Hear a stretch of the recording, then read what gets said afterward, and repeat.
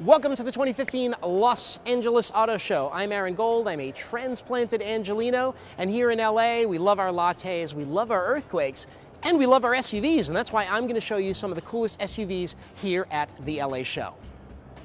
Did you? Earthquake! This is the facelifted Ford Escape. This is pretty much your bog standard mid-cycle update. All the sheet metal from the A-pillar forward is brand new. They've given it the trapezoidal grille to give it a family resemblance to other Ford SUVs. They've also messed around a bit with the back end, new taillights, tailgate, stuff like that. They've done a very nice update on the interior. They're trying to going for better usability of controls, even better airflow through the vents. Several technological changes. The 1.6-liter EcoBoost engine is now the 1.5-liter EcoBoost engine. There's also a 2-liter EcoBoost turbo, and both of those engines have an auto stop function. That makes up the majority of the sales for the Escape. There's also a 2.5 if you're kind of an uninteresting person. Other things that they've added, lots of new technology, such as adaptive cruise control, and they have a set of apps. You can actually set the car to start at a specific time. So now, instead of your personal assistant having to come and get you off the phone by saying, oh, he's got a meeting, you can just have the car start. You could say, oh, my car started, listen, I need to go. This is the all-new Kia Sportage. It's actually the Sportage. And as you can see, the big news is the styling. A little bit of Porsche Cayenne, a little bit of Nissan Juke, and bound to give auto writers like me something to talk about for years to come. Now, the interior has been greatly upgraded. That's that Peter Schreier influence. He used to head up design for Audi, and now he's the chief design officer for Kia, and he's really brought that upscale influence to their latest crop of SUVs, and this one has a very similar interior. Now, its underpinnings are shared with the Hyundai Tucson. That's a very good thing because that's a great vehicle to drive. A little bit different choices on the powertrain side. This Sportage does not come with the 1.6-liter turbo engine. Kia is going to offer a 2.4-liter naturally aspirated 4-cylinder or a 2-liter turbo.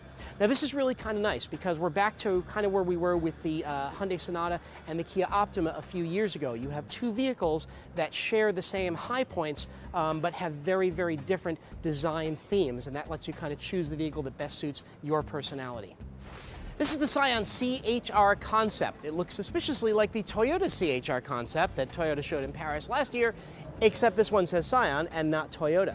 Kind of brings me back to the days, remember when the original Scion XB was actually the Toyota BB. But anyway, this is a good preview of the next vehicle from Scion. It's going to be something kind of butch and kind of SUV-ish, and it will most likely be called the Scion IC. Obviously, this is a concept with big wheels and the funky headlights and all that other stuff, but it gives us a pretty clear direction of what the next Scion will look like.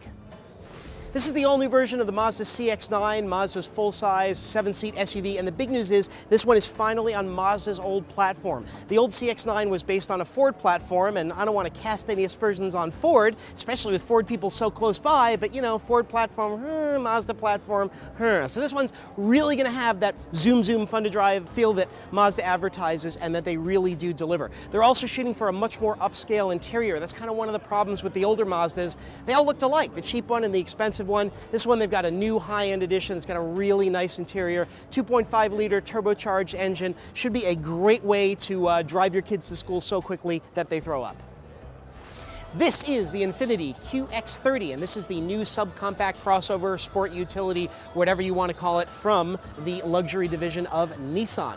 Small vehicle, 2-liter turbocharged engine, twin clutch transmission, and if the shape looks familiar and if the specs sound familiar, that's because it's actually a very close relative of the Mercedes-Benz GLA. The vehicles were developed together, and in my opinion, that's a good thing. Now, there's a little bit of dissent in our offices. Some of the people back in the home office, they think it's very much like the GLA, especially on the interior.